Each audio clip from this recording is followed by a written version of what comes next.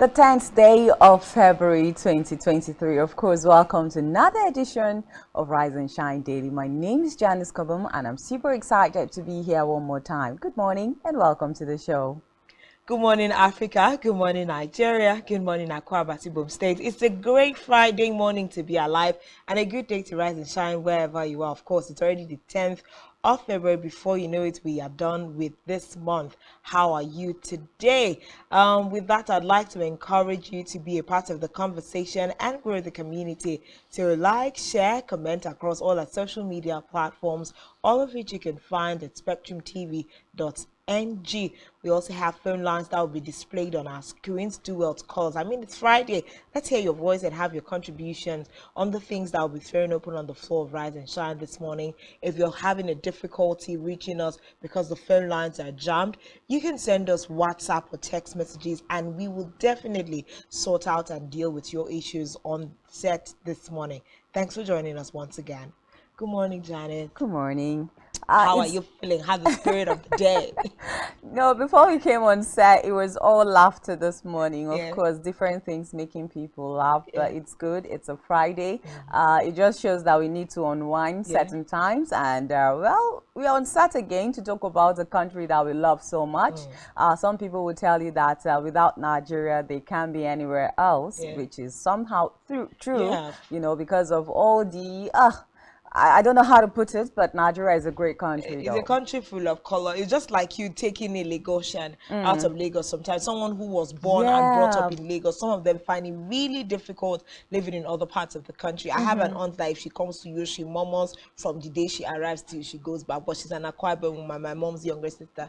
She can't take the dullness of the city, you know, and they like that fast pace. So community life is part of how Nigerians, you know, cope with issues. It will shock you to find out that there's been a lot of songs that have recently been released in Nigeria with keeping with money scarcity and fuel scarcity. I heard that song yesterday. And I'm wondering, like, come on, where do Nigerians come from? You know, they don't take too much to heart. It has its gains and has its negation at the same time. But I was so shocked. I think it even took too long to arrive because long ago would have started seeing, of course, there are skits and all of those things. But the song is already out, you know, covering cash crunch and then the fuel scarcity. So some people will be at the fueling stations while waiting. They just jam to the music and dance and make videos. I saw a particular one where people just came out very early to get cash from an ATM machine and then they just started doing a praise and worship.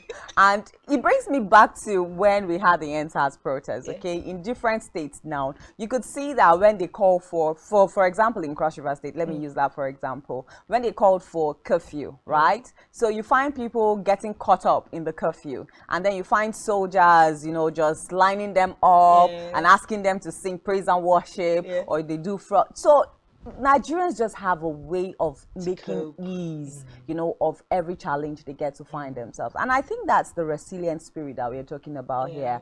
You know, some people would tell you that you can never get depressed in this country because no matter how difficult the situation is, there are just some people that would just sit down out of ingenuity, you know, just create something to make people laugh. So you just have the social media as a major platform where you just go and relieve all your tension and all your stress. Hearing that song yesterday, I was like, come on, whoever came up with this kind of song? And you know, some people were like, okay, so this song can actually win a Grammys, actually. Wow. You know, it's really beautiful to see. And I think it just goes to, you know, see what the good book says. Who with worry can add a day to his life? With worry, can you really change the situation of things? If you get depressed that day, you know, you can't access your money or you can't buy fuel, can you really change anything? So it just goes to, you know, to stand what the good book says. No need to worry. Find a way to laugh. I mean, laughter is good for the body. It's good medicine for the body. So it's good that Nigerians can always navigate their way out of tough times. Yeah, and just to remind us, today is 10th of February.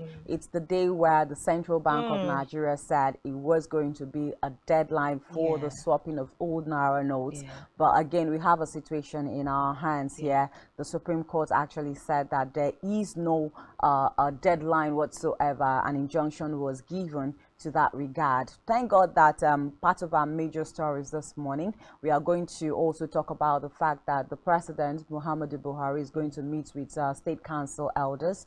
Of course, this is one of the things that is going to be discussed in that particular meeting. But it's good to know that, yes, 10th of February, the almighty 10th of February has actually come, and Nigerians are looking forward to what will unfold from now going forward. The day that Nigerians really dreaded. There were a lot of people looking at what's going to happen today. You know, as of yesterday, the cat race would have started again. Too much tension would have been in the air, but I mean, the Supreme Court's judgment has, you know, stemmed that down. Down to a large extent. Okay, so welcome once again to Rise and Shine Daily, of course, the Friday edition. And like we normally start on the show, we get to tell you the major stories of the day. So let's go straight to one of it. An emergency meeting of the Council of State is going to be convened by President Muhammadu Buhari, and it will hold today, Friday, to discuss national crisis, including petrol and naira scarcity, insecurity, and others, ahead of the general elections. The national crisis had led to protests in various parts of the country. Of course, we also know that the governor of the Central Bank of Nigeria, now CBN, is expected to provide an update on the new currency redesign policy scheduled to take place at the Council Chambers Presidential Villa, Abuja, at 10 a.m. Now, credible sources of the presidency have also said that the chairman of the Independent National Electoral Commission, INEC, Professor Mahmood Yakubu, as well as the Inspector General of Police, IGP Usman Alkali Baba, will brief the council on the preparation for the February 25 presidential and National Assembly elections, as well as March 11 governorship and state houses of assembly polls. The meeting will take major decision to douse tension ahead of elections and avert a potential national crisis, given anger over the scarcity of new naira notes. Of course, the National Council of State is an organ of the Nigerian government whose function includes advising the executive on policy making. So here we are. Of course, it's no gainsaying that we've seen a lot of strike happen, you know, when protests happen in the course of the cash crunch that the country have witnessed in the past couple of months. And I think it's also very necessary that, you know, the president had to do this, because obviously, like I always said, you know, the country was sliding gradually into a state of anarchy, and which is not something that we want at this time, particularly because of the fact that we are going to be going into a transition period, just a few days to 25 of February for us to be, you know, going to the polls to cast our votes and vote for who we actually want, you know, to succeed President Muhammadu Buhari. So I think that is a great call, you know, that the president actually did to call for this emergency meeting. And let's also note that the Council of the State Council now is a combination of you know, the past head of states and president of the Federal Republic of Nigeria. So we'll have them, you know, all gathered in one place, you know, to brainstorm on how to take the country forward in this particular chaotic moment of the country. Yes, it's good to see that this is coming up, especially because we've not had President Muhammadu Buhari, you know, convene a lot of these emergency meetings in his time as president of the, you know, country. But a lot of things in this very last lap has, you know, given cause to that. I mean, the cash crunch, you know, really beat hard into Nigerians, and also the fuel scarcity. We're also talking about banditry in Katsina State and, you know, some other parts of the Northeast at this time. So it's important that he convenes this meeting. And of course, there's been a lot of conversations and scare as to, will the February 25th election really hold? How prepared is INEC? Is the, you know, country's judicial system going to make sure that, you know, the process runs smoothly and we do not have interferences by any, you know, electoral body or anybody for that matter in the country? So these are conversations that in the meeting today, the president is going to be able to have it with the stakeholders across all the agencies and, you know, federal bodies that are in the race for all of this. At the end of the meeting, we are expecting, you know, clear-cut blueprints as to, okay, this particular issue, this is how it's going to be solved. That issue, these are the strategies we have put in place to sort them out. You know, we just hope it's not a meeting of, you know, when you come out, you just give a blanket statement as to, okay, the president talked and talked and talked, and he has promised that all issues currently going on in the country, there's going to be resolutions. We hope that that's not the kind of statement we receive at the end of today, but clear-cut strategies as to, okay, with with this is how we have, you know, agreed as a body of leadership to go about bringing solution. Today is already the 10th of February. That leaves us to plus or minus 15 days to the general elections, if you're counting D-Day. So we have, like, really now Nigerians are really like, okay, are we ready for this transitional, you know, elections, as it were? So this meeting today is a very pivotal one. It stands at the crux of everything. Nigerians should keep their hands crossed for the information that will be coming out of the meeting. But we do hope it's not a meeting that, you know, goes on and later, you know, is just downs with unimportant conversations. But we hope that, you know, the issues bedeviling the country now, especially at this time, it behooves on the government and administration of President Muhammadu Buhari to begin to put things in place that will favor, you know, the next administration that is coming. They need to put, you know, things in place for soft landing for their administration and a good takeoff for the next person that will be coming into office. I think it's important not to just do haphazard thing in the name of, okay, our administration is done, let the next person who comes in find their way, you know, how to handle the country.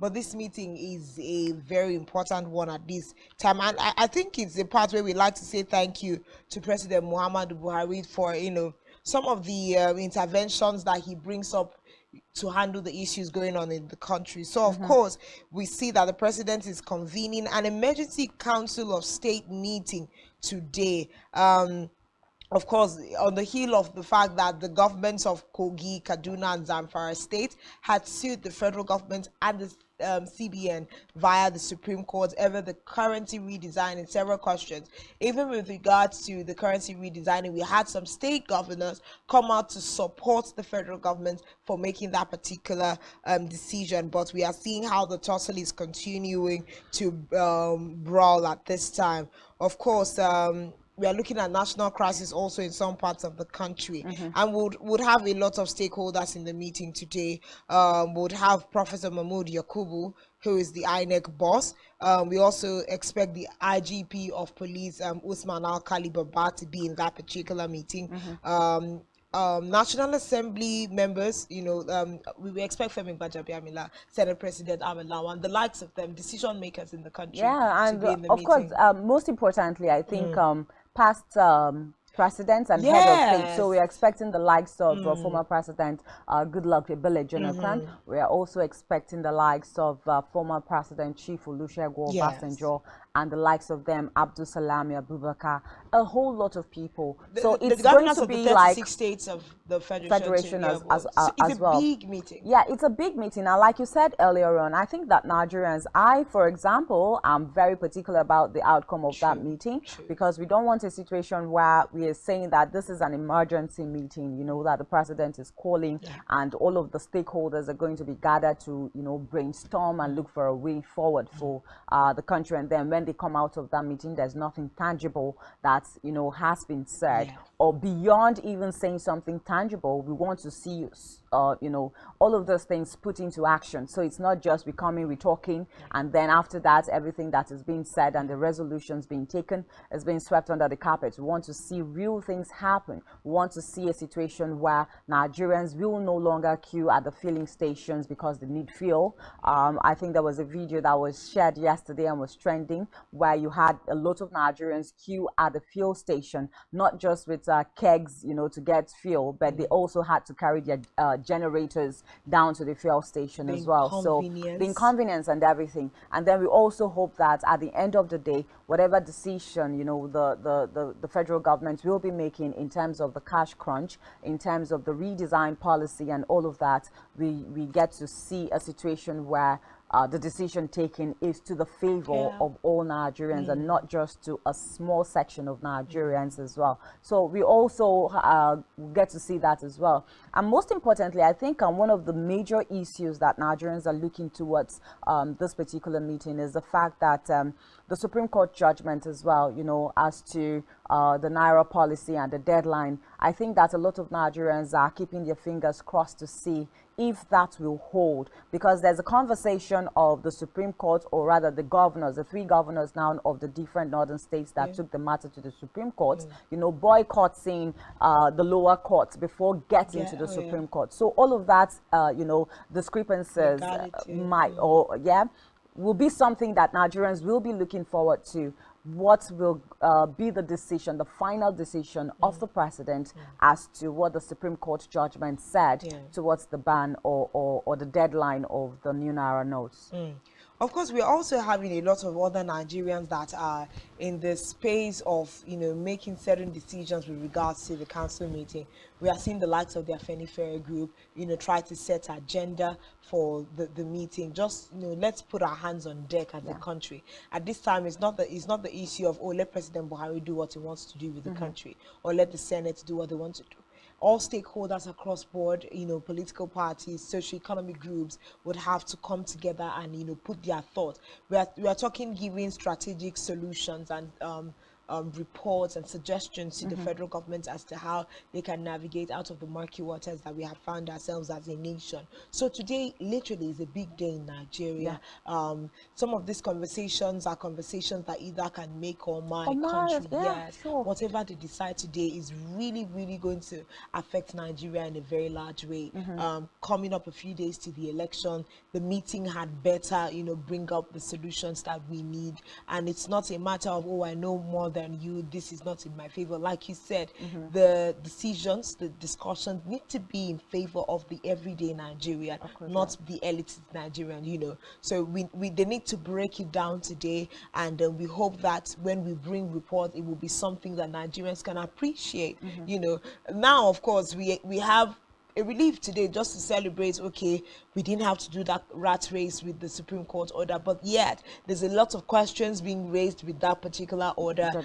You know, there were even speculations yesterday as to, oh no, the president can give an executive order or, you know, just call on, and then they have to go through what they had initially planned. But of course, we didn't hear the president do that. Now, that would be more like he's the father of the nation and he also pays attention to the needs of the citizens. But I know that one of the clauses in that judgment was that it was going to give time for all of the legality with regards to the redesigning of the Naira and that particular policy to be reanalyzed and reevaluated. Exactly. Yeah, so these are the things that we are keeping our you know, the good thing, for. the beautiful thing about it is that Godwin Emefiele is also going to be part of, you know, the meeting. So there's going to be that environment created for him to explain in totality, you know, the whole policy of the Naira redesign and the whole objective behind it. Now, I think that's the very first reasons that we're given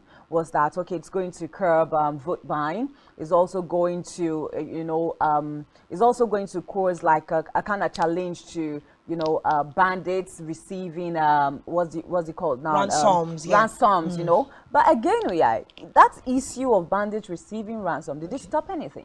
Because we saw a video that trended on social media where bandits were even, you know, branding the new Naira notes in large quantities. So they are showing the government that whether they rebrand or they redesign the new Naira notes or not, they'll always you know, find a way to have access and also, you know, get ransoms as well. You know that one of the questions I kept asking when the new Naira was redesigned was, are we sure that we understood it to make sure that there are no loops in this particular policy?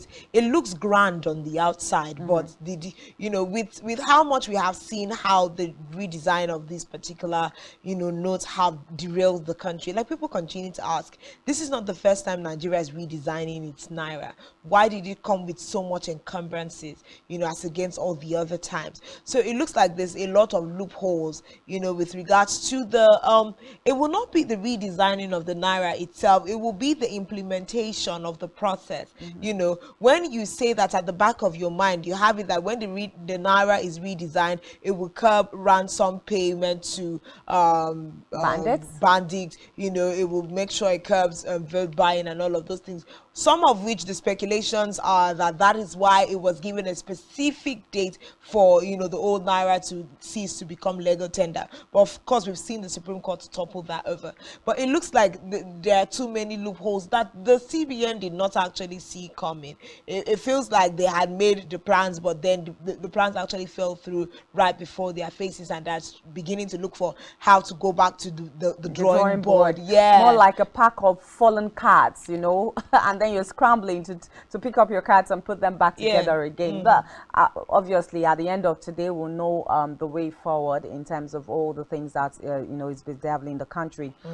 Just a reminder now, the president will be meeting with Council of State today to actually discuss national issues. Like he said, it's an emergency meeting that he's putting together to make sure that there are answers to many questions that Nigerians are asking at this point in time. Security is topmost, and of course the Naira redesign is another topmost issue that we'll be discussing that meeting today. So we put a rest to that particular conversation as one of our major stories of the day.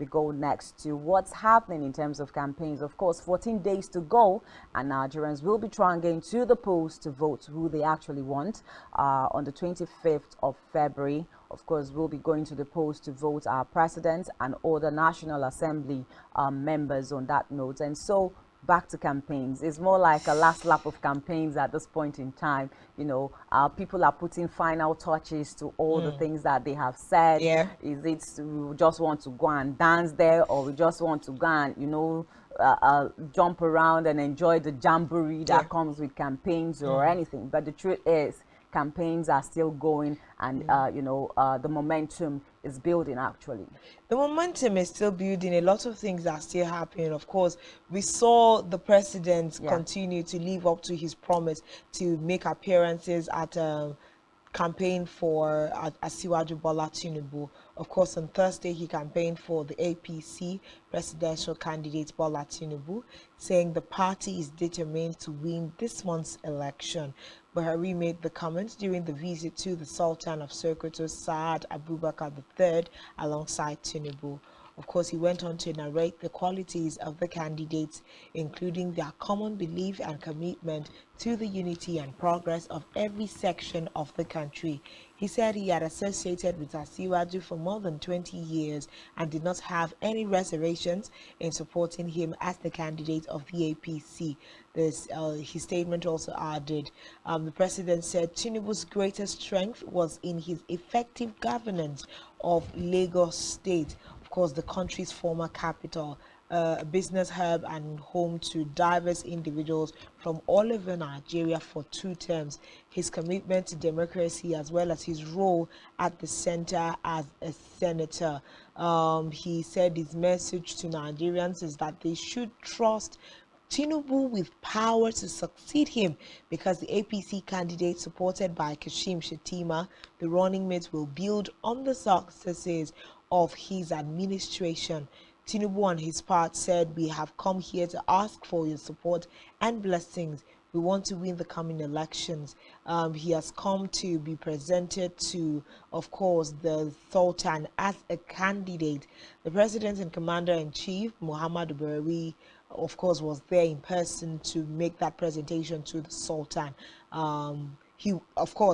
Tinubu continues to say he wants to win the election. Is there a way you will decline the request of the president? You know, just putting it out there to the Sultan.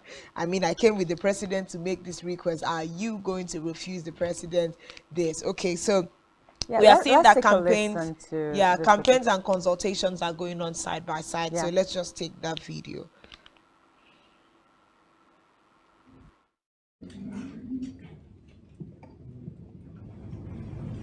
Your Excellencies, the governors here, the present and former governors,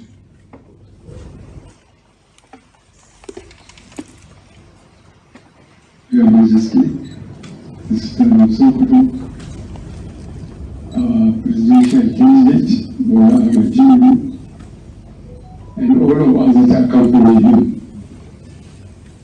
Here, particularly, and I will speak in Hausa, I beg your pardon, the majority speak Hausa. Even in the election, we won the majority. kawai sai yin Hausa. Mai martaba mun zo rikiyar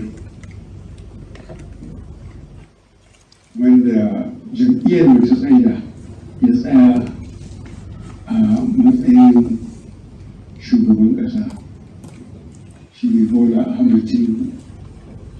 Shi sanannen ɗan siyasa ne, ya yi gwamna a Lagos, ya sani kuma duk da wanda ya yi shugaban ƙasa da wanda bai yi ba, da wanda yake cikin sarauta da wanda bai yi ba, a san Lagos. Lagos ce headquarter ta Najeriya a da. Sai mana kaɗan ba a fili sai ruwa, muka taso muka koma Abuja. Amma har yanzu yawancin manyan 'yan kasuwa da manyan ma'aikata suna da.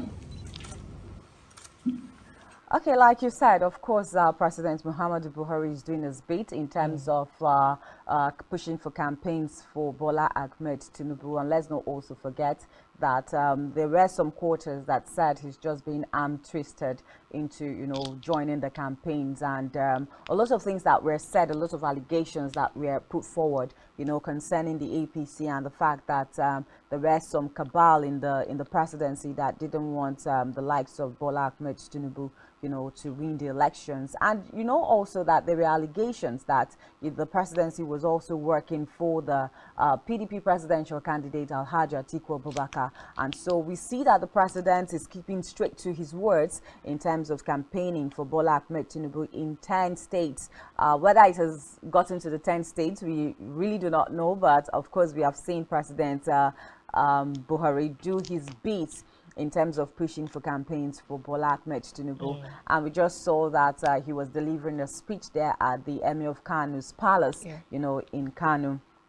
That it's good to see, actually. It's really good to see. Is it in Kanu now or in Sokoto? In Sokoto, I beg your pardon. But there is also another story to that story. What happened in Sokoto yesterday?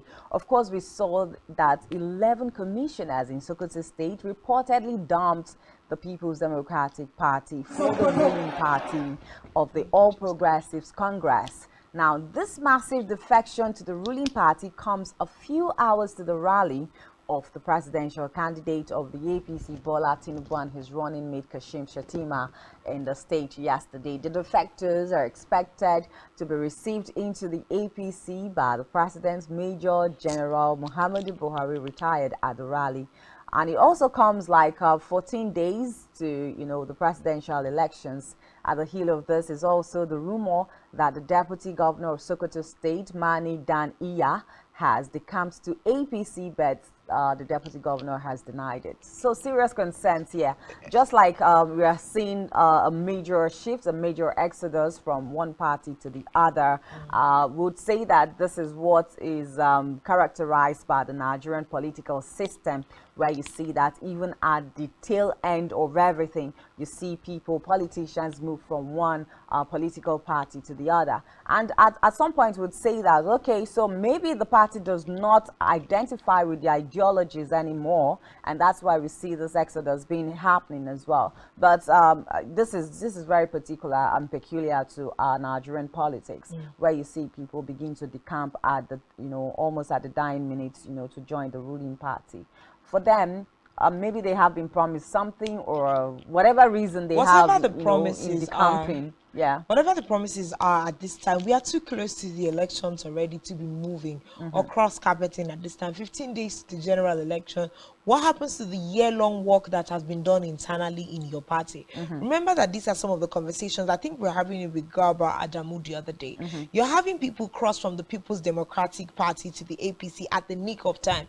When you get to the APC, you're going to be selling certain secrets that have been worked on integrally in the People's Democratic Party to the APC just to be able to buy some favors. And when you hear the likes of the governor of Kaduna State, Nasir El-Rufai, say we have some unscrupulous elements in the APC, you know, trying to boycotted the election for Tinubu. These are some of the conversations you're having. Because you're having people who came with the PDP blood as fresh as they are, 15 days to the election. What exactly are they going to contribute to the success of the general election for the APC? Yeah. I think something else we need to review in this country is the structure around political parties. I think if we have frameworks as to you cannot move between two parties within the space of maybe 2 years or 3 years or something, it will work to put some strengthening in the democratic process in the country. Yeah.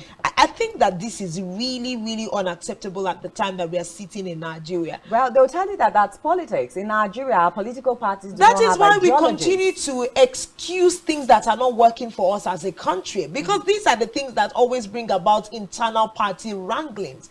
These are some of the people that are going to start spewing issues. You do not agree with the ideologies of PDP, but you stayed until 15 days until the election. What exactly has the APC promised you? Whatever, just a sublime attachment there. Well, you would also say that maybe they believe in the person of Bola Ahmed All of a Tinubu. sudden, 15 days Oh yeah. to Oh the yes. election. Oh yes. They believe in the person of and the candidacy of Bola Ahmed Tinubu and his vice Kashim Shettima. So but the point is, we do not have ideologies as political parties, and it is very, very terrible. So one morning you are an APC member, in the afternoon you become a PDP member, at night you become an NNPP member, and then the next day you're a Labour Party member. Just and recycling. It's just recycling. And that's why we are even having issues, in electing credible people to lead us as a country. Because, I just get disgruntled that, it's not going my way in this particular political party. Let me move to the next political party and see if I'll have my way. And that's one thing that is trailing the likes of Peter Obi, because he has been member of the People's Democratic Party, and just because it did not work out for him in terms of getting the ticket, he decided to go to a Labour Party. So at this point, you don't even know, okay, who is the most credible person to even lead the country? So these are where, these kinds of situations just puts Nigerians. It puts us in a fix. Let us begin to see how our political parties have structure. It doesn't just have structure, but it has ideologies and principles backing them, so that you know that, okay, this is what identifies a PDP. This is what identifies an APC. So at the end of the day, if these things do not go the way they say they are supposed to go, we hold them responsible and accountable for their actions and inactions. And that's why you see that they tell you that, the parties have principles, they have ideologies, but these ideologies are just on the pages of papers. Yeah.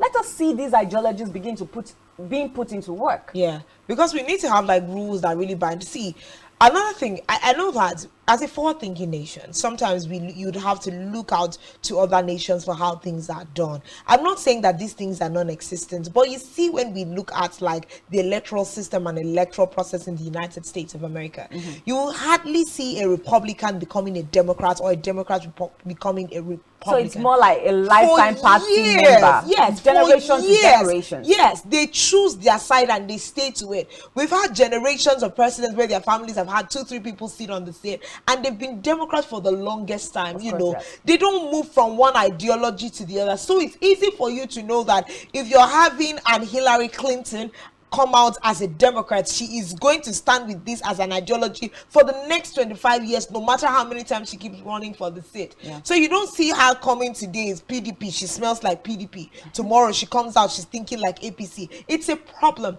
And at this point, I really personally keep my fingers crossed to see what the leadership of the People's Democratic Party is going to give in response, what their response will be to this exodus of people in Sokoto State. Because, it's part of the fact that some of the allegations brought up by Wike, you do not have the house in order. How can people be moving away from PDP at the nick of time, So it's a lot of questioning at this time.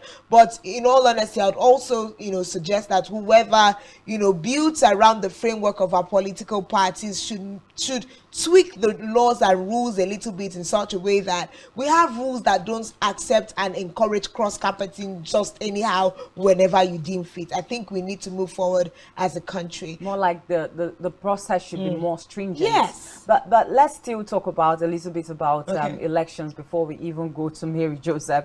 We're standing by for the news brief. Of course, something happened in Kano State. We're talking about campaigns. We saw the APC in Sokoto yesterday. We also saw the People's Democratic Party in Kano State yesterday, but something more dramatic happened. And when we talk about gaffes, we look forward to Bola Ahmed Tinubu with all the gaffing and all of that. But this time around, it wasn't Bola Ahmed Tinubu that gaffed. It was actually the national president, or national chairman, I beg your pardon, of the People's Democratic Party, Iyorchia Ayu. Let's take a listen to that particular video where he was saying something in Kano State, and instead of him to call his political party, or rather instead of him to call the ruling political party, he decided to call his own political party. Let's take a listen to that video.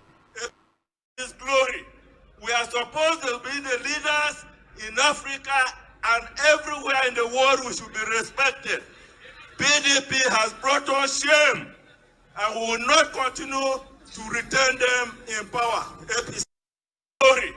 We are supposed to be the leaders in Africa and everywhere in the world. We should be respected. PDP has brought us shame, and we will not continue to return them in power. APC Nigeria to his glory. We are supposed to be the leaders in Africa and everywhere in the world. We should be respected. PDP has brought us shame, and we will not continue to return them in power. APC Nigeria to his glory. We are supposed to be the leaders in Africa. Okay, so that is beyond expectation. I don't even know how to react to it. I know that we've had this conversation before. Gaffes are pretty much a normal thing with everybody speaking, because maybe you know you have a line of thought and then something just snaps there. But I know the problem with Tinubu has been the frequency with which he gaffes. That's Tinubu's problem. But now we're looking at Iyorchia, chairman of national chairman of the People's Democratic Party. I'm sure he was trying to say that APC has brought us a lot of trouble, but then he called People's Democratic Party. But at that point, you're going to be like, someone beside him should pinch him. Like, oh no, he was. Somebody interjected and said APC. APC, right? Now, of course, the message had been you out just pick already. that part where you want to, but it's a gaffe. But you know that it's going to be hijacked and premised upon. A lot of people are going to just take that and begin to run. Of course, with it's it. a trending video. Yes. A lot of people are talking about it, and we just needed to bring that to your notice. But at this point, we'll join Mary Joseph for the news brief, and when we come back, of course, so much more on Rise and Shine Daily this morning. We have Spotlight Dailies, and of course, we'll be looking at our focus conversation. The man Peter Obi, how credible is he for the 2023 elections? These and more will be coming your way very shortly. Just stay with us.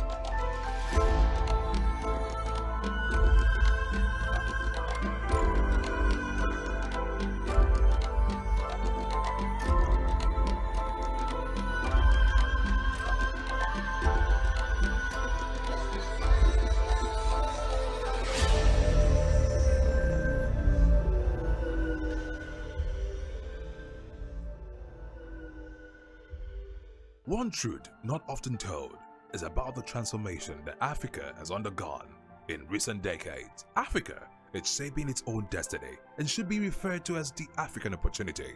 On Spotlight Africa, We paint the African picture the African way, laced with truth, detail, and the color of the African continent. Join Uyai Anyekan every Tuesday and Thursdays at 4:30 p.m. Spotlight Africa, telling the African story.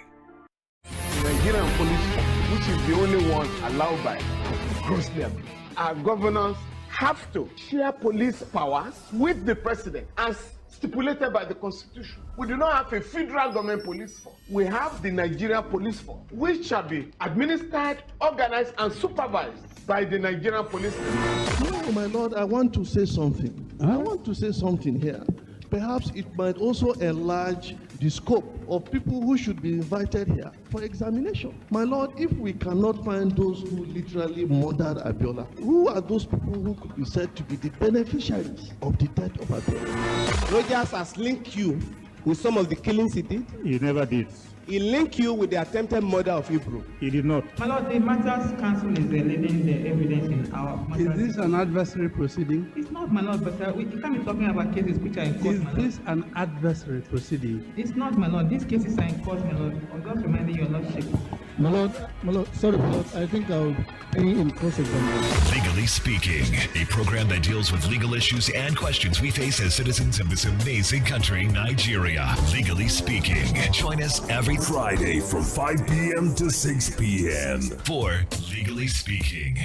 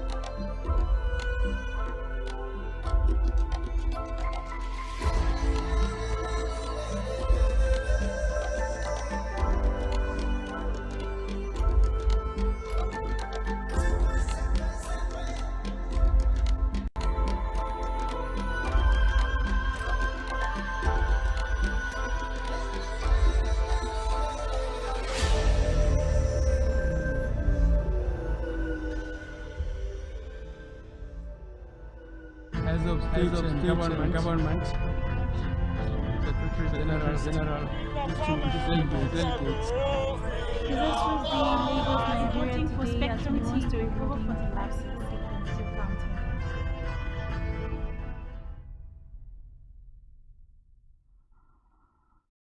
A very good morning to you and welcome to your morning news brief on Spectrum, live from Uyo. I am Mary Joseph. We'll begin the news brief with President Muhammadu Buhari as he has established the Presidential Transition Council for facilitating and managing the 2023 transition program.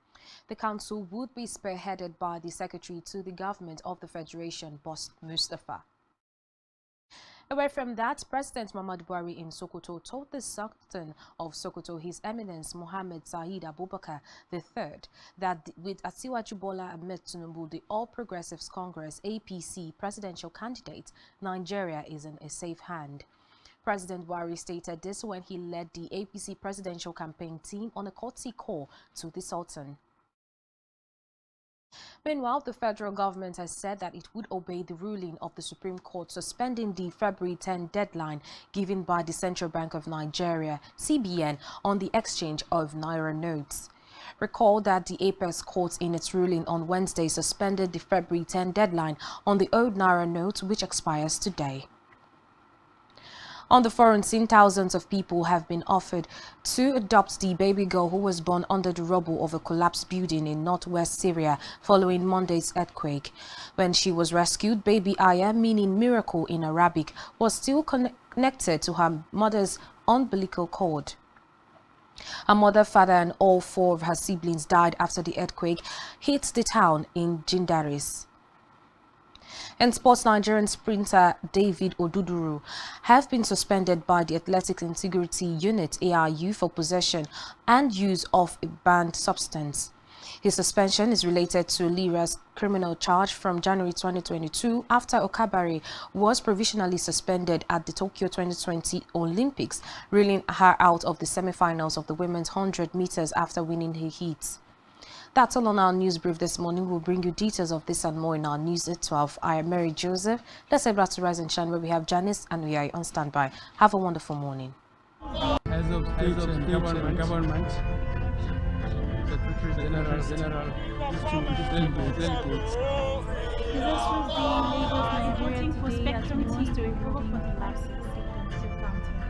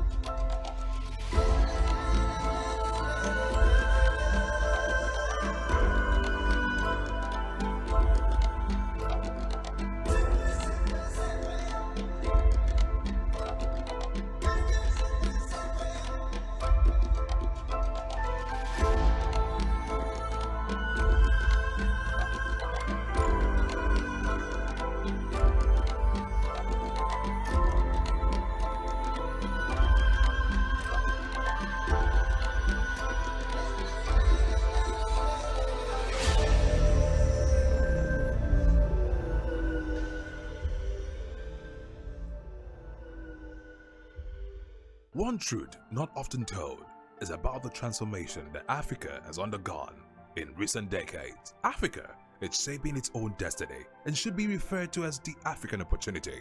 On Spotlight Africa, we paint the African picture the African way, laced with truth, detail, and the color of the African continent. Join Uyai Anyekan every Tuesday and Thursdays at 4:30 p.m. Spotlight Africa, telling the African story.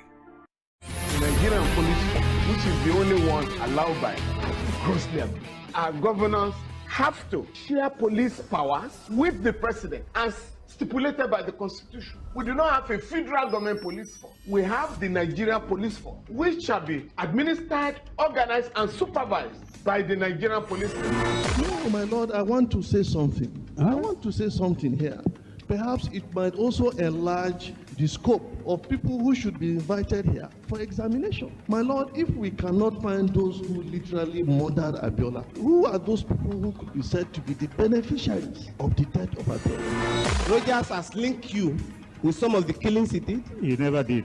He linked you with the attempted murder of Hebrew. He did not. My lord, the matters council is leading the evidence in our matters. Is this an adversary proceeding? It's not, my lord, but we can't be talking about cases which are in court. Is this an adversary proceeding? It's not, my lord. These cases are in court, my lord. I'm just reminding your lordship. My lord, sorry, my lord, I think I'll be in cross-examination. Legally Speaking, a program that deals with legal issues and questions we face as citizens of this amazing country, Nigeria. Legally Speaking. Join us every Friday from 5 p.m. to 6 p.m. for Legally Speaking.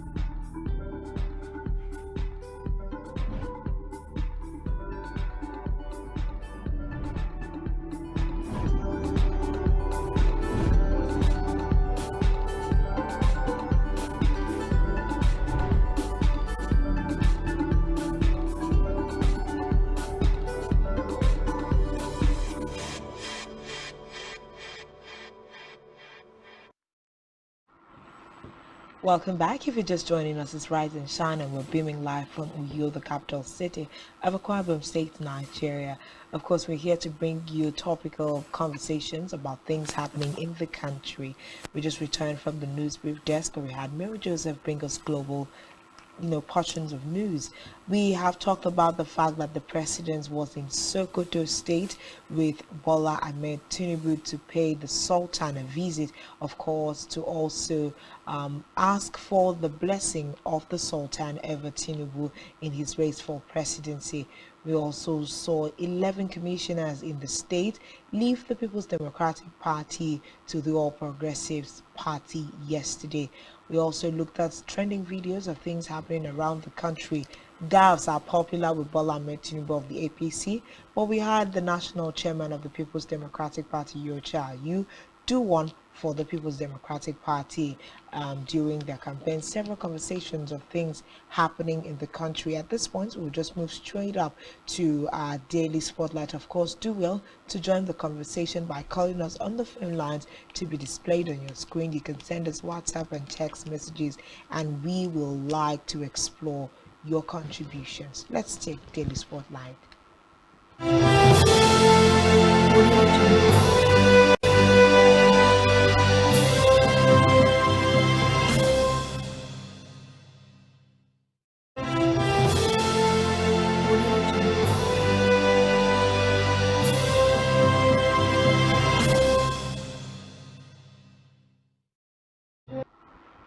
Okay, on Daily Spotlight today, we are going to be looking at major stories making it on the front page of our national daily. We take Daily Sun as our very first paper, and the big caption on Daily Sun says, "Pulls federal government directs closure of universities and others." And the writer says, "We're 90% ready for elections." Of course, the comments there by INEC. And another story here says, "Take their money, give us your vote," Obi tells Nigerians.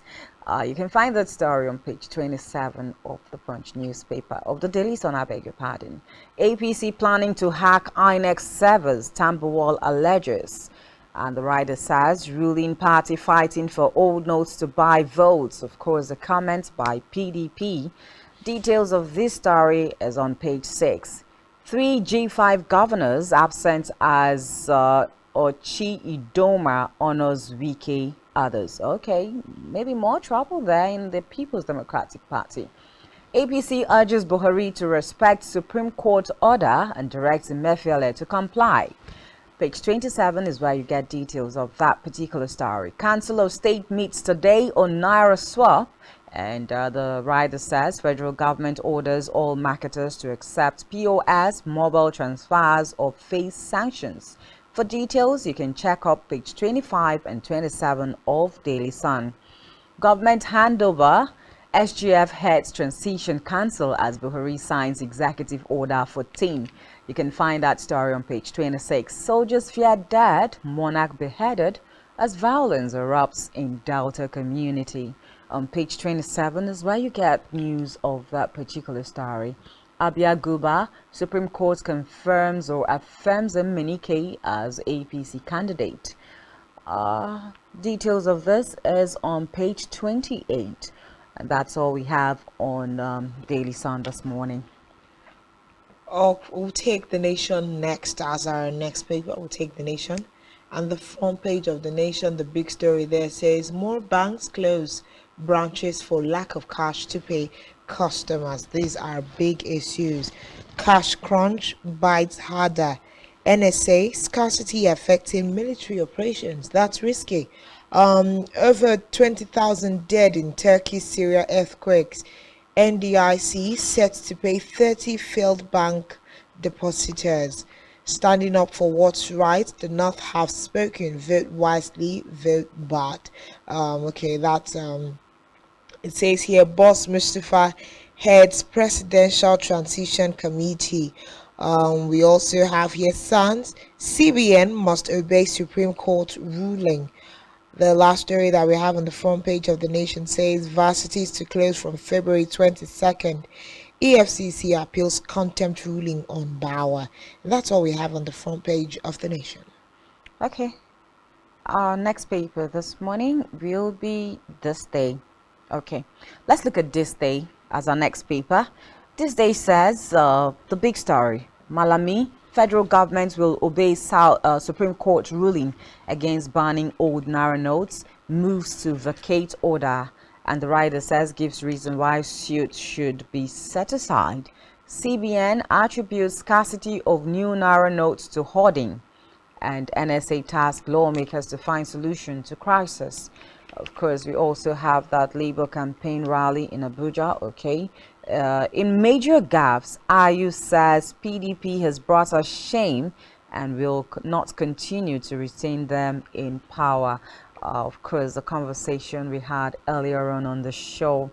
Obaseki to El Rufai, not all 36 states are against cash swap deadline. Of course, there's also a story on fuel scarcity. It says NMDPRA vows to sanction filling stations rejecting use of POS machines. And State of the Nation, silence of former heads of state telling, says Bode George. And we have a story here that says Buhari creates Presidential Transition Council, signs Executive Order 14. These are just the stories on the front page of This Day newspaper this morning. Okay, we'll move to the very next paper, and that will be the Nigerian Tribune. Looking at the front page of the Nigerian Tribune this morning, the very big story there says CBN keeps mum on Supreme Court order, blames new note scarcity on hoarding. Your money is safe, NDIC assures depositors. Cashless policy may affect troops in the field, says NSA. Not all 36 state governors with you on move against currency swap, Obaseki tells El Rufai. Police arrests suspects involved in murder of Ogun couple son. Federal government threatens sanctions against filling stations rejecting POS. Cargoes trapped at Lagos port as banks suspend operations. Nobody can pay duty. ANLCA. Atiku in Kano promises to restore its commercial status. Tinubu encouraging his aides to attack Buhari, he says. Buhari leads APC campaign in Sokoto, presents Tinubu to Sultan. That story can be found on page 3. We also have here Odua Investments Westing iconic villa phase 1 commissioned. Okay, polls. Federal government orders closure of universities for 3 weeks. Buhari begins May 29 exit process, sets up transition council. That is all that we have on the front page of the Nigerian Tribune. Of course, there is an honor of the late son of Bomosho on Lautech. That's all that we have on the front page of Nigerian Tribune. Okay, let's move forward down to the very next paper, and that will be the Punch newspaper. Of course, the big story here is on the new Naira policy. It says confusion deepens as CBN deadline ends today. And the writer says presidency, CBN silent on Supreme Court ruling. Banks, customers await MFLS directives. Buhari's 7-day promise expires. Nigerians queue in vain at ATMs, banking halls. Federal government will comply with Supreme Court ruling, that's by the Attorney General of the Federation, and TUC threatens to sue government over scarcity. We also have stories here that says federal government sanctions 302 broadcast stations and issues 67 new licenses. You can find that story on page 12. I had to take it gradually because, of course, this is more like it concerns, you know, every media house right now. Yes, very close to home. Moving forward, Buhari orders setting up transition panel on Valentine's Day. Of course, you can find that story on page 18 of the Punch newspaper. Government vows penalty for fuel marketers rejecting POS transfers. And another one says, we live in fear as earthquake death tops 20,000 Turkey-based footballer Babajide. Moving on now, of course, one dies in Lagos-Ibadan road crash, and we have pictorial stories of that particular incident that happened yesterday. Really pathetic story there. Suspects arrested for killing Ogun couple's son.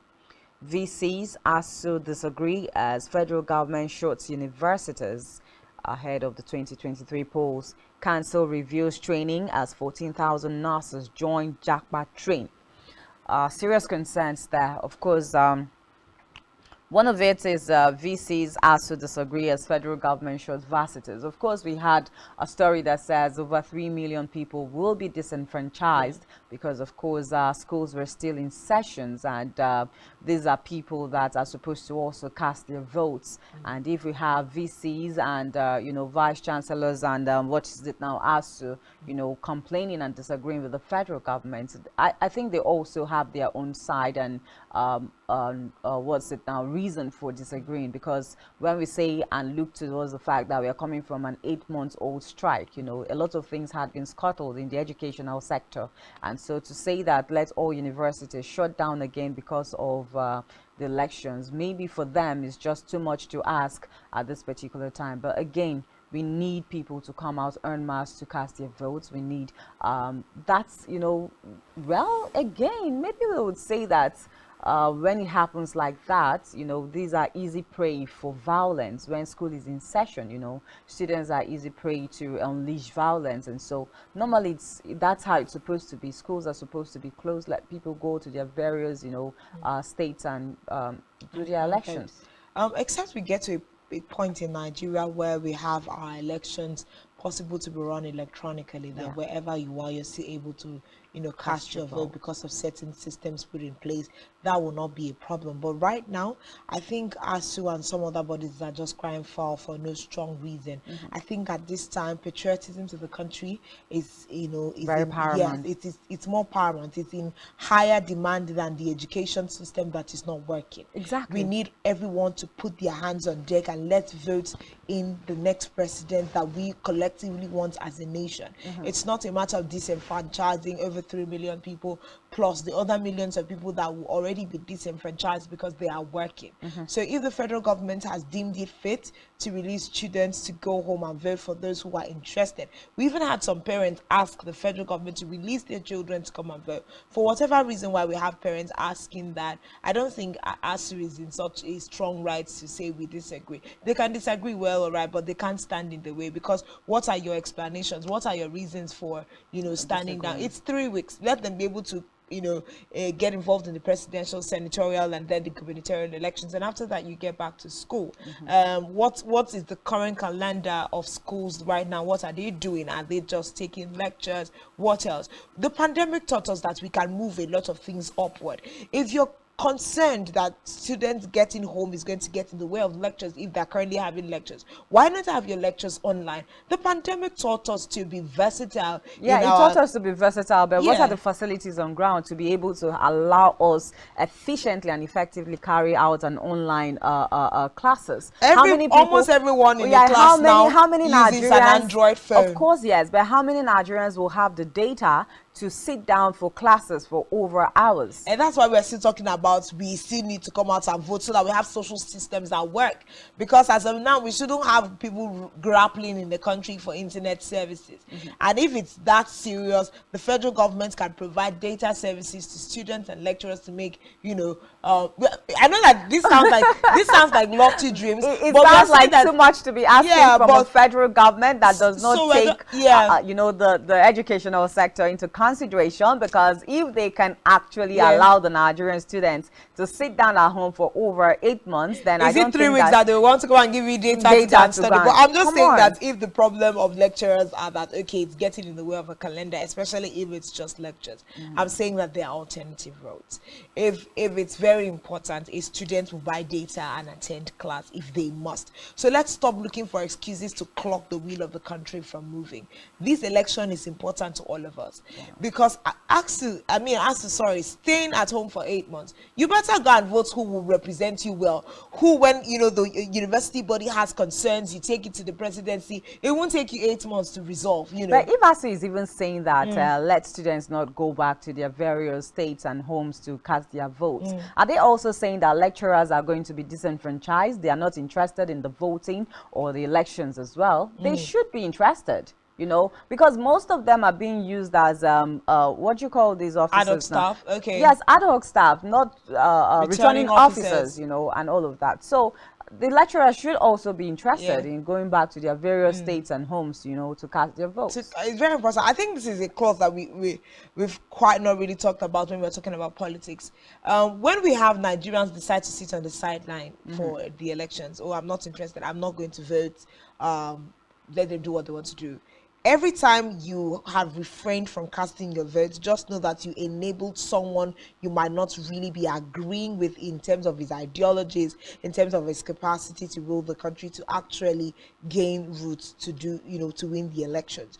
Your vote might have been for someone else, if you would go out and vote, but the fact that you did not go out to vote at all, that still counted in favor of someone else you may not want to, become your president. So there's no sitting on the fence in this particular election. If you have your PVC, if you collected your PVC, make sure you go out on the 25th of February and exercise your, your rights as a Nigerian. And of course, who else now? Go out during the elections for March 11. Go and perform the elections. That is very, very necessary. Or at this point, Nigerians will still be to blame at the end of the day. Yeah, definitely. I think we have one more paper to take or so. Is it the Nation newspaper?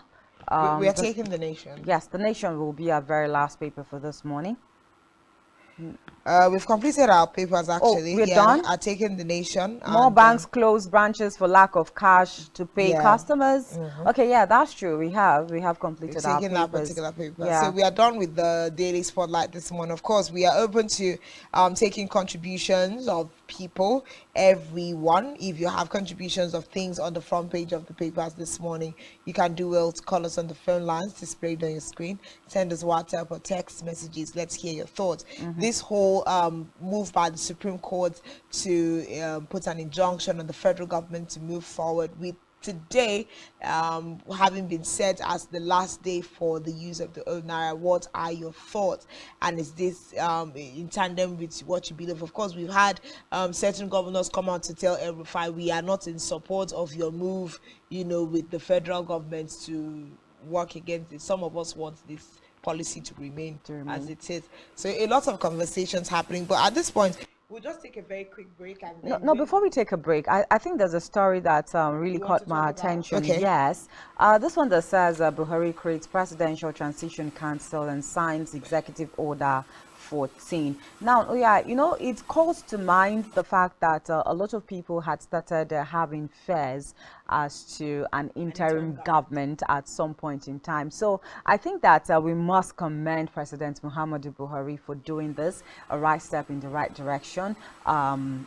Set an interim or rather a transition committee that would make sure that they put all documents together, and more like it's an emotional moment for the president after 8 years serving the country for 8 years. Let's not also forget that it was more like a dream come true for him in 2015 when he eventually won the elections, knowing fully well that he had tried tried his shot at the presidency for over 5 times, and the 5th time was when he actually won. So would say that he's a hero, in terms of trying again, and at the end of the day winning. But 8 years on the saddle of governance, and he is actually creating a transition committee that would put together documents for him to transit to the next administration, and of course hand over the baton to the next person that becomes the next president of the Federal Republic of Nigeria. Great things, great things. Of course, by May 29, 2023, he will be completing his 8-year tenure as the president and also moving out of seat to his house in Daura, Jeje. He has said he intends to be far away, yes, from the center. From Mr. Integrity's point of view, there's really nothing to hassle about being in that, right? Yeah. I think he has lifted up his own share of Emiloko No, he didn't have the notion. No, maybe his body language. Yeah, his body language of I've done this, I've tried sought and for tried this and for tried. quite. Yeah. He didn't say it. He wasn't as bold as Tinubu. Yeah. You know, so he didn't say it, but he has lived out. Whether it was a silent thought in his head, he has lived out his opportunity at being the president of the Federal Republic, and now he's like, I'm done. I won't even come a second time. You know, I just want to go away. But it's good to see that he's beginning to put systems in place. Yes. Like I said earlier, it's important that they find soft landing for themselves and put on a good platform for the next person to be able to start off from, so that it's not difficult for the next person. Of course, yes, it's a smooth transition process. You know, handing over of the baton is like a relay race. Yeah. You know, you hand over the baton to the next person. So we have to see that. That's what we are getting to see. The head of that particular transition council is the secretary to the government of the Federation, SGF, of course, Bas Mustafa. He's also going to be preparing his handover documents. Quite emotional, we are. Wow. Really emotional. I'm happy that you're emotional for public officers. No. It comes with a lot of emotions. For Nigerians or for them? For them. Okay. It comes with a lot of emotions. And maybe for Nigerians that, bought into the ideologies and everything, and all of that. So you need to see, of course, there's going to be a ceremony, handover ceremony, where he gets to do a parade, and he's going round and giving his last handover statement and all of that. So it's quite emotional for anybody. More like what we began in 2015, what we began 8 years ago, has suddenly come to an end, and I am transiting and handing over to the next person and just going back to my home. So it comes with a lot of emotions. Yeah, it really does. But at this point, we'll just take a short break, and when we come back, of course, we'll be looking at some of the major things happening in the country. We'll bring you reports to that regard. But at this point, let me just apologize. We're sorry. We're supposed to have a guest in the house talk to us about the Labour Party and the 2023 general elections, but that's not coming through today. We'll definitely have that conversation next week as a build up to the elections. But then let's just take a breather, and when we come back, of course, we'll bring you reports on things happening in Nigeria, and we'll be spotlighting Uyo. Let's take that break. We'll be right back.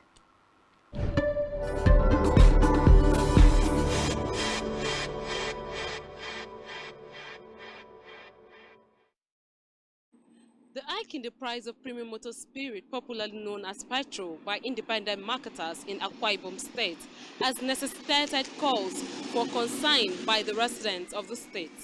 Transport fares in Uyo, Akwa Ibom State capital, have soared to 100% as long queues resurface in fuel stations, rising fears over fuel scarcity and hiking pump prices. This says that commercial tricycle operators hitherto charge 50 naira or 100 naira have doubled. A distance from Ibom Plaza to Ikodipeni Road, hitherto charged 50 naira, now cost 100 naira. Same with other distances which were 100 naira, now 200 naira, an increase of 100%. Similarly, a trip from Ibom Plaza to Akwa Ibom Transport Company Park in a minibus, which used to cost 100 naira, has been increased to 150 naira. This is said to be the result of the hike in fuel pump prices, now 300 naira per litre. Tricycle operators, popularly called keke, now charge between 500 naira and 700 naira for a drop, as against 300 naira before the fuel scarcity. Some respondents says that passengers have no option except those who wish to walk down to their destinations. Before, from where I'm living to Secretariat, I used to pay like 100 naira, but now I have to pay up to 250 if I can get to my office. Going back, daily I used to pay 200, but now I'm paying 500. It's too much on me. Okay, I'm returning my children to school on Sunday. Now, I used to pay like 500 to 600 to where they are schooling. Now I'm going to pay up to 2,000. From here to Economy Man, some drivers are collecting 150 naira, some are collecting 100 naira. Meanwhile, aside from NNPC mega stations that sells at the approved pump price of 180 naira, other independent marketers sells at 270 naira per litre, some 300 naira per litre, and this has affected the price of food items. According to some respondents, the government has not increased salaries, but food and fuel prices keep increasing. The distance that we were paying 50 naira before is now 100 naira. The one we are paying 100 naira before is now 200 naira. Some will even consider you to collect 150. And yet, they've not increased salary. Most people have not been paid. So where do you expect people to get money? Before people leave their house now, they have to consider whether where they are going to is important or not. If it's not important, they stay at home. Watch out the road now. How many people are there? Today is working day, but how many people are plying the road? Very few, because there's no money. The money they are paying for salary is not even enough for feeding, not to talk of transport. Most of them, they have not increased their pay, and things makes life very, very difficult. You see, everything is hinged on the fuel and transportation. So because of the hike in fuel, it has affected the transportation of both human and goods and services. So because the traders having to buy their commodities, they have to transport it at a very high rate. Coming out, the end result is that the buyers will suffer the brunt for it. So even commuters, a place that was normally charged between, the fare was maybe 100 naira, is now tripled to 100, 200, 300 like that. So it is telling on the poor masses. And the cash crunch on the economy is very biting. According to reports, the Nigerian Mainstream and Downstream Petroleum Regulatory Authority has sealed a total of 13 filling stations in Akwa Ibom State for dispensing petrol above the approved pump price. And also, the state government had earlier said that a monitoring team will be introduced to begin station-to-station inspection from Tuesday, January 3rd, to ensure that marketers who had access to the 1.5 million liters of petrol given by the state government comply with the directives of government to sell at approved pump price. Meanwhile, residents still complain about the operations of independent marketers in relation to the fuel hike and solicit government intervention to checkmate the activities of the independent marketers with an effective task force. If government is not aware of it, they would have sent task force to all the filling stations to go and find out from them or arrest them while they are selling above the normal pump price. So let the government rise up, let them set a task force committee that will go to the filling station and check if the fuel price is normal, everybody is selling at the same amount. No, this one is selling 300, this one is selling 500, this one is selling the way they like. They don't sell it the normal price now, they sell it 350, 320, some even sell it 360, 370. So they should look into this thing and make sure say everything go back to all normal. They say they will bring out task force to be moving from one filling station to the other to look the fuel price, but I don't see. There's no task force that is going about checking all those things. Was it last year or last 2 years that the government said they are going to send all the filling stations, they started selling at the normal price. Those that refuse to sell at the normal price, they shut down. But now, go to all the filling stations up till, as at this time here you are talking now, they are still selling at the rate of 300. Some are even selling 330. I bought 330 yesterday. We are buying at a rate of 330 in some outlets. Some we are buying at 350. So we are appealing all to the authorities, the NPC, the government at all levels to intervene and get this issue resolved for the best interest of the public. To the independent marketers to look into it and do something about it. Because the beginning of the year, every other person knows that beginning of the year is very hard and it's always hard. The continuous increase in fuel pump prices has resulted in fewer vehicles now seen on the roads, as few private vehicle owners and commercial vehicle operators cannot afford the product. Consequently, some passengers resort to trekking, while many have moderated their movements due to the high cost of transportation being experienced in the state. Yeah, now some people, you see queue. Minibus is queuing here, no passengers to carry. Because now before you go to places, you calculate. You not just go to places that people are suffering, most especially common people. are suffering from the transportation. We do collect, formerly we used to collect 100 naira from Plaza to Ekoiman Junction, but now we are collecting 150. Then short distance we are collecting 100 naira due to the high price. Before we used to buy it on 200, one something, but now we buy it 300, 320, depending on the station that we are going. So that is how we go about it. Meanwhile, Mfonobong Nathaniel has considered falling back to the use of bicycles as a means of transportation, while other residents lament on the subsequent effect of fuel hike on school resumption. At this point, transportation is hard. Because right now in my mind, I'm thinking of how to save for a bicycle, like hello. Because like that's the next thing. Because we are being pushed into a corner right now. That's going to be the next best thing out there is your bicycle with your 500 naira lubrication oil always in your bag, right? The fuel price has increased, has affected the cost of transport drastically, and so much. Like from point A to point B before that was 50 naira, is now 100 naira, it's double the price. Right? My fear is that school will soon resume. So how about students from very poor homes whose parents will not be able to afford the high cost of transportation, so that it will even affect the educational sector negatively. So it is something we didn't dream that Nigeria can come to a point in time that a liter of fuel will sell for between 300 and 320 naira. School where one start, our children go take reach school. Where go be say they go fit obtain classes.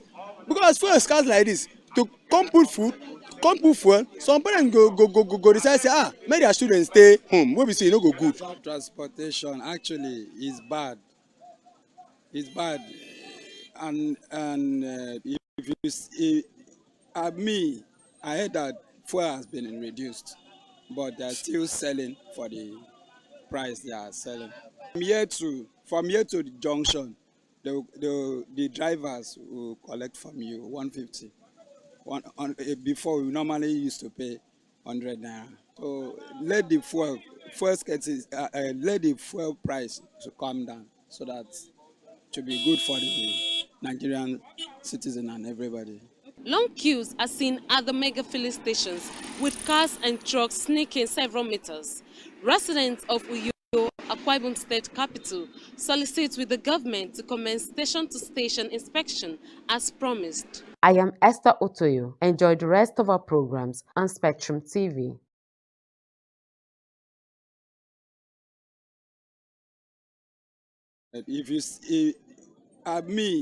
I heard that fuel has been reduced, but they're still selling for the price they are selling. From here to the junction, the drivers will collect from you 150. Before we normally used to pay 100 naira. So let the fuel price to come down, so that to be good for the Nigerian citizen and everybody. Long queues are seen at the mega filling stations, with cars and trucks sneaking several meters. Residents of Uyo, Akwa Ibom State capital, solicit with the government to commence station-to-station inspection as promised. I am Esther Otoyo. Enjoy the rest of our programs on Spectrum TV.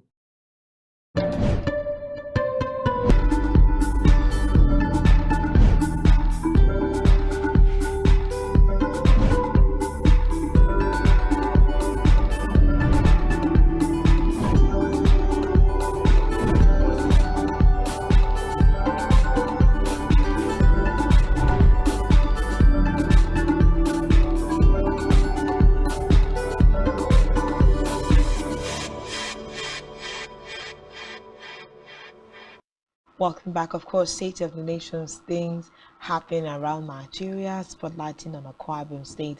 It's biting everywhere. We've seen videos of people having to take their generating, systems to filling stations to be able to get fuel. But how soon can Nigerians bid farewell to this particular difficulty that we are facing as a country? We can only hope for, of course, we are keeping our fingers crossed for the council meeting that the president, emergency council meeting for that matter, that the president is having with his leaders today. And we hope that we're going to have very strategic agendas and solutions come up from that meeting that can, of course, help Nigerians to move forward from the difficulties we've experienced since I think that since somewhere between October, November now, since some places started to experience fuel scarcity and some other issues. But yeah, it's what is happening now, and we can only hope that you know, this meeting will be a, you know, soft board for Nigerians to land. Yeah, definitely. Crisis here and there, of course, and Nigerians still groaning under the effect of the fuel scarcity. And I think that is one of the issues that will be discussed in the Council of State meeting today, as we look forward to that particular conversations from the president and all the stakeholders in that regard. But at this point, more things happening. Don't forget, it's Lifestyle Friday for us here, and so we bring you a conversation. Or recently, the NAFDAC boss, let me get her name now, Mojishola Adeyeye, is of the opinion that, you know, there's a ban on bleaching agents, that's bleaching cream for women, men that actually want their skin brighter. But yeah, the point is, why do people even want to have skin change in terms of skin color change? Is it lack of confidence, or what exactly would make someone not just feel comfortable enough in their own skin color and you know, want to have a change of skin color to the point that you go and buy a bleaching cream and then you begin to use this bleaching cream? And you know, the part that aches me the most is, even when you see that this cream is beginning to cause some discoloration on your body and put your skin in harm's way, you're not even stopping. You know, you're not stopping. You just want to continue and continue, and then get your skin bad at the end of the day. Well, the only thing I'll think now is that, do you want me to give you the real answer, or you want me to give you the political answer? Because there are various answers I can give to this. I think it's just, I mean, it's mere foolishness on the part of people to think that you have this much of melanin in your system and you want to go and use cream to you want to use this much of cream to wash away the melanin that you were given when you were created. You don't know that your skin color comes from something in your bloodstream, not just, you know, not just something on the surface of your skin. It's really, really bad. But of course, we see Mojisola Adeyeye, of course, NAFDAC boss, come out to say that at this point it is safe to declare state of emergency on skin bleaching. Of course, the National Agency for Food and Drug Administration and Control, NAFDAC, has declared that the prevalent use of skin bleaching creams in Nigeria has become a national health emergency. The Director General, Mojisola Adeyeye, made the declaration at the media sensitization workshop on dangers of bleaching creams and regulatory controls held in Kano yesterday. According to how the World Health Organization study in 2018 revealed that the use of skin bleaching cream is prevalent among 77% of Nigerian women, which is the highest in Africa, compared to 59% in Togo, 35% in South Africa, and 27% in Senegal. These scary statistics have shown that the menace of bleaching creams in Nigeria has become a national health emergency that requires a multifaceted regulatory approach. Now, part of the approach is consultative and sensitization meetings like the one that was held yesterday in Kano. Another is a heightened raid on the cream outlets. Now, this is a major problem.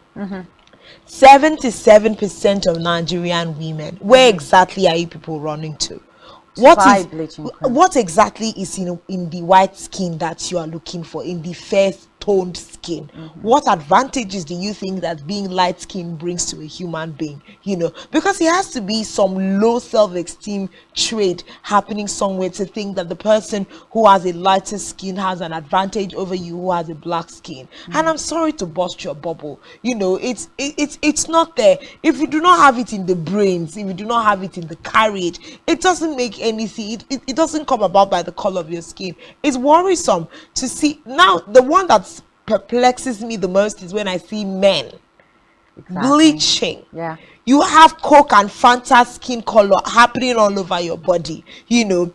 And now there is the one of the new technology where, you know, people who can afford ways and means, they do not use the bleaching cream. They go and wash off the melanin of their skin with some technology or stuff. You know, you find out that someone who was as dark as myself has washed themselves as white as snow. What exactly are you trying to achieve?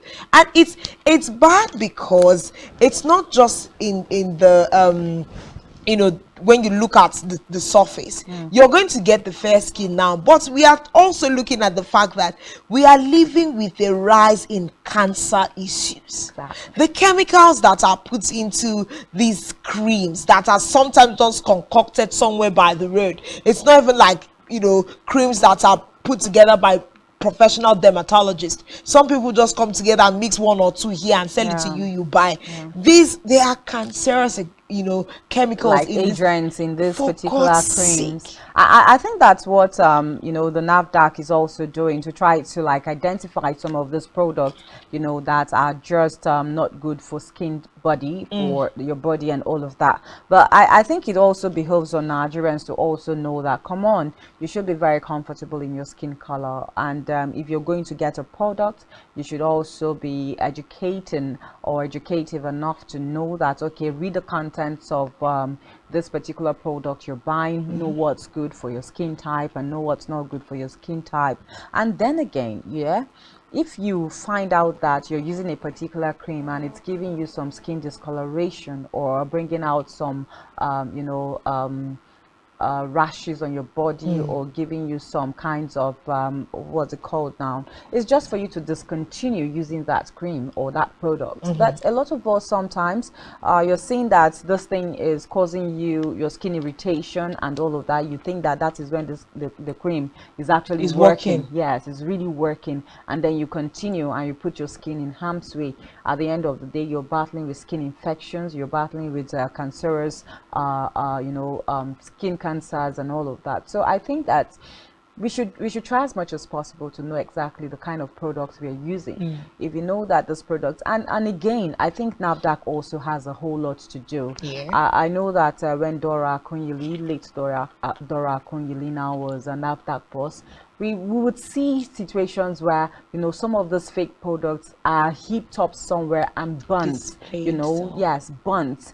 And it gave Nigerians that assurance that NAFDAC has their back, you know. So let's begin to see that happen again more often, you know, where you go to these stores, because people would say that they just want to make a living, and so they just buy these creams wherever they get it from, wherever they are manufactured from, you know, and just put on your stalls, and people just come there to buy without necessarily, you know, looking at the content and the ingredient that makes this cream. So I think that NAFDAC should be more proactive.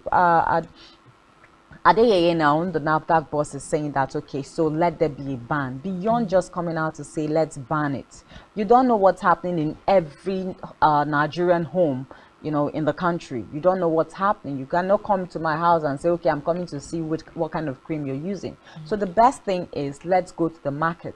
These products that are not, you know, good for humans to use on their body, you make sure that they are seized and destroyed and made away with. I think that would also go a long way in trying to like install this particular ban that you're saying. Because if you're saying that, oh, there's a ban on bleaching cream, then now the ban goes into, you know, it goes for those that sell, it also goes for those that produce, it also goes for those that use. So how do you now check those that use? You can check those that produce, you can check those that, you know, sell, but how do you check those that use? So it's a major challenge there. I think a good place to start is by putting in some regulations there. When we just have some regulations in place that even checks production and sales of these you know, products, we find out that we will bring low the amount of people that are able to interface with this product in the market. Because I think another problem is that it is readily available. Someone can just walk into a store, madam, please, I want to bleach my skin. Okay, we have options. Will you use this or use this? You know, this one will work for you in 2 weeks. This one will take 1 month. Which one do you go for? And it's just, you know, crazy happening all over the place. And it's important that we have regulations that check check these things from happening, so that we do not continue to, you know, have more of these cases. Especially, I mean, if NAFDAC is saying this is now a health emergency in Nigeria, 77% of the black women living in Nigeria want to become fair-skinned under the kind of sun that we live in Nigeria, Janice. Someone is still putting chemical on that same skin to go and walk under the same sun. Do you think? And sometimes it's funny, you might think that it's uneducated women that are, you know, patronizing this, indulging in you will be shocked to see how many elites in your environment are bleaching their skin or washing their skin. And that's another problem. Let's even look about let's look into washing. Washing. Skin washing. You remember there was a video that trended one time about a particular lady that just, you know, was in a bathtub, and she was soaked in some kind of chemical, and she was pregnant. Oh, was she? Yeah, she was pregnant. Oh, wow. She washed it with a baby bomb. Then they were just scraping her skin off and all of that. And I'm happy that, you know, the video trended, and of course you know, the agencies you know, had to take up that matter, and there was some kind of arrest made. But it's really a big problem. It is sickening. Everybody wants to become a white person. As what's that? What's our expectation? We'll come out on the streets of Nigeria and suddenly everyone is fair. You know. And in quite, you know, it's Lifestyle Friday. There are some men that you do not know. Valentine's is somewhere close to the corner. Next week Tuesday, people are saying that are single. Yesterday I was listening to someone give comments and saying that there is a pandemic of single people in the world. that's a new one. And part of the things that is adding to this pandemic is the fact that women are no longer comfortable in their skin. We want to have fair skins. We want to have enlarged backsides. We want to have enlarged fronts. So there's a lot of plastic activity going on. You don't, and I know that when I was way younger, I used to have a male, one of my cousins, who said, you know, before. I thought you wanted to say male crush. No, one of my cousins. No, you know, my cousin would say before he's interested in a lady, he takes his time to look at her knuckles. And her toes, you know. So there are men that are put off by these things, and you think I don't know if women are selling themselves for the men or they're selling themselves for fellow women now. We do not understand, but the craze is too much. The dangers of bleaching your skin is too much. Now NAFDAC is crying out that it's a problem. You're only going to increase the prevalence of skin diseases and cancer that we have in the country. We do not even have the healthcare system to take care of it. What are you in a rural community that does not have access to good things, bleaching your skin for you? And I don't know how you appreciate yourself when you stand in front of the mirror, Janice. You find out that some of your skin have green veins, black spots, or you have green some of them veins. bleaches, they are green. And then discoloration, skin discoloration here and there, and you're just comfortable in it and you're flaunting it. Like, seriously, did you just do that? Really, like, it's so serious. You know, you like to talk about mental reorientation. We really need to reorientate our people. It now cuts across politics, lifestyle, everything. People are just doing all manner of things in this country. But you know, again, some people will tell you, oh, I'm just trying to tone my skin. Yes, I'm just trying to tone my skin. I'm also trying to make sure that, you know, I preserve my skin color. You know, I maintain, that's the word now, I maintain my skin color. If you're toning, I think that you know that there are certain things that will actually make your skin color to change, right? Like sakpa.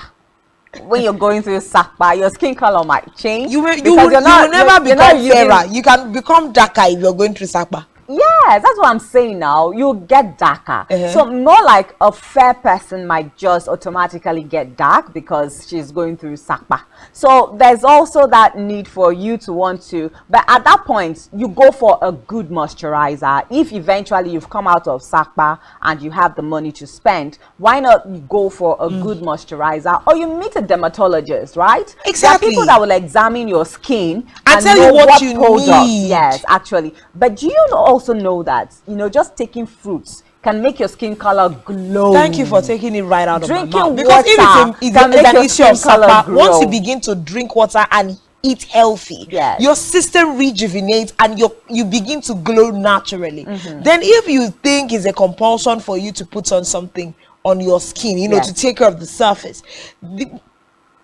we talked about engineers. And oftentimes they will always tell you, Nigerians feel they want to cut the price. Yeah, avoiding professionals because of cost.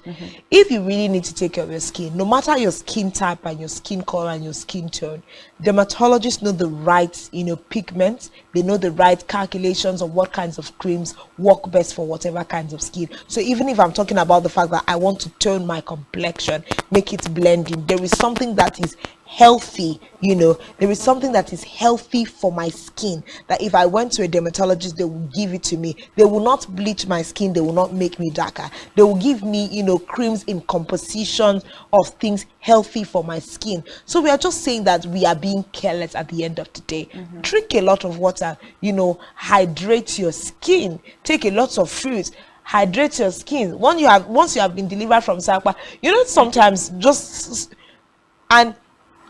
sometimes something else that happens is the fact that when there's Sakpa and then there's Jakpa, people live in the country. You find out that someone that is really dark in Nigeria leaves and gets to one of the foreign countries, and all of a sudden they are glowing like... They have to glow because of the weather. The weather condition is part of why people are fair-skinned. We do not have that weather condition in Nigeria. And that's why it's also advisable for us to use sunscreen cream or product, so that it will help from the ultraviolet rays of the sun as well. It will help to keep our skin intact. Just like you said, we are having this kind of harsh weather. We are having it very sunny down here, and then you're going to bring chemicals that is already harsh, and then you're adding it to the effect of the sun, and then you expect your skin to be normal. It can never be normal. It can never be normal. It won't be normal. And it's surprising to also find out that we have mothers that are bleaching their children, Jan. Oh yes, that's another thing. Mothers that will go marry a dark man and expect their children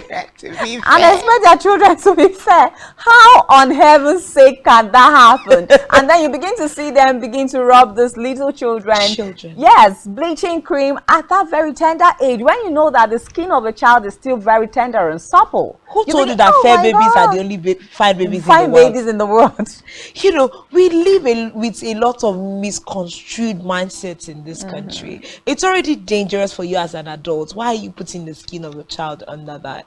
When you finish bleaching the child's skin, you find out that the diseases that come after you do not, Janice. Body odor that people smell is part bleaching their skin is part of the reason why people smell. So we are just one of the reasons. One of the reasons. So you are because of the chemicals that you're putting, your body is trying to fight what is going on. You are sweating, it's mixing, you enter into a place, people have to just stick because they have to hold their nerves together. So the mishap, the problem that bleaching our skin is contributing to the society is way more than the advantage. No, another thing that people don't understand, growing up, I heard that a lot. I think my elder sister would always say that, when you're bleaching your skin, you're removing like layers of your skin. Exactly. That's what happens. And then when it gets to a point where you're sick to the point that you need to do a surgery, what happens? The layers of your skin have already weakened because you have used excessive bleaching products on your skin, and so it becomes a problem. That's so a major danger of bleaching. Yes, because if the medical professionals will tell you, anyone who bleaches their skin stands under a lot of risk when they have to have surgery. Yes, because even if you lose your skin elasticity. Even if you don't need skin grafting. Yes. When they operate you for anything at all, it's difficult to stitch your skin together. That's the skin elasticity we're talking about. When you lose it, you've lost it. So it becomes a problem trying to do sutures and the like. So you're really exposed to a lot of dangers when you begin to wash away the layers of your skin and see that you're actually bleaching because you want to look fair for Mr. A. You will now come your whole body is fair, but your knees are very dark, very black. Because I don't know how it's hard for them to achieve the fairness of the knee. The knee keeps telling you were dark. you were dark. You know, the knees are very dark. Your elbow here is still dark. They can see that you migrated from one complexion to the other. You know, but there are people and our celebrities are not helping. There are people that have money enough to like use. I think the other day we were talking, we're just gisting when somebody said that there are women, you know, that could have like is it 5 towels or 10 towels? Yes. Yeah, there's one they use for their face. There's another they use for their hands. There's another they use for their legs. So also is cream. There's cream for face cream, there's cream for daytime, there's cream for nighttime, and all the creams. You have creams for knuckles and elbows and knees, just because you're a woman. It's quite expensive. Well, you have being the patience. A woman. You have the patience to go through all the hassle, and that's another thing that, you know, being in a black skin does for you. It keeps you from all that race of. Yeah, come on. Is it because someone is a black skin here? No. But I'm saying that even if I need to maintain my black skin and tone it and keep me bright, I will not have to go through all the hassle. So God knows why He made you dark. You know, you now want to go and run the race of a fair person that needs to look for a cream that keeps them in their complexion. You now want to leave your black lane and race with them. You're going to have a lot of problems. Yeah, serious problems. But anyways, that's just Lifestyle Friday for you. We decided to bring skincare talks and discussions just to let you know that the NAFDAC boss has said that there's a serious ban on bleaching products in Nigeria, and we have to keep to that as well, just because we need to check our health as well. At this point, we'll take a very, very short breather, and when we come back, of course, we'll be wrapping things up here on Lifestyle on Rise and Shine Daily. Just stay with us.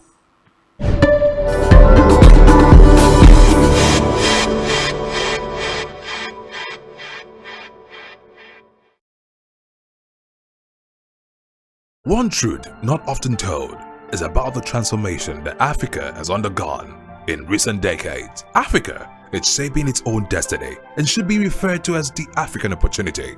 On Spotlight Africa, we paint the African picture the African way, laced with truth, detail, and the color of the African continent. Join Uyai Anyekan every Tuesday and Thursdays at 4:30 p.m. Spotlight Africa, telling the African story. Nigerian police, which is the only one allowed by grossly abused. Our governors have to share police powers with the president as stipulated by the constitution. We do not have a federal government.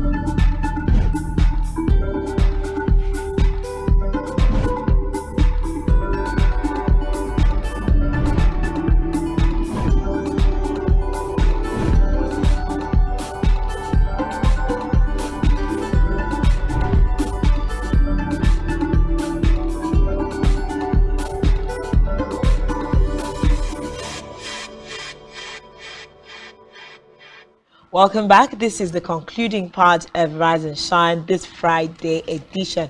So let's take our tidbit segment and we'll start with Did You Know?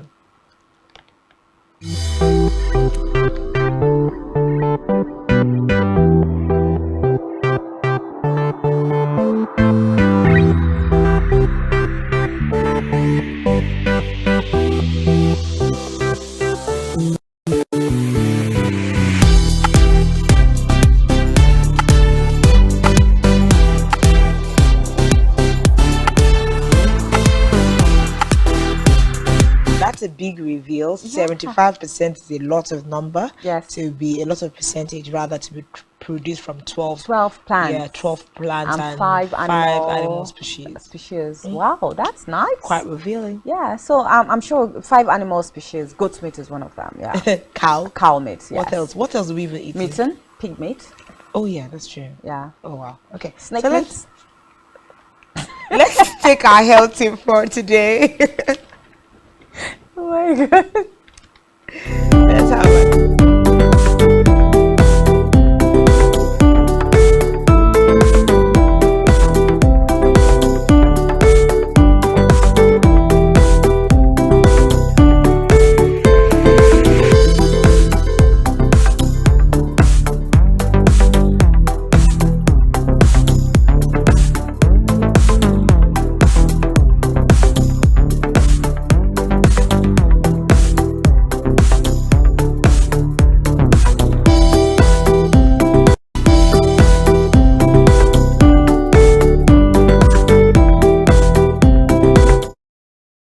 that was targeted at me.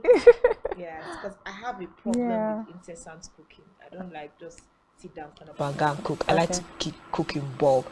But they're saying you have to plan your week ahead so that you plan out hours where you cook your meals. Yeah, and then have to juggle with other responsibilities. So it's more like multitasking. Yeah. So if you plan for the week, it helps you, gives you that space to do other things that are also very important to you as well. That's such a health tip and life hack at the same time. Yeah. Let's take our quote of the day, and that's how we'll be wrapping up things on this end. The road to success and the road to failure are almost exactly the same. Oh, wow. The road to success and the road to failure are almost exactly the same. Colin R. Davis, author.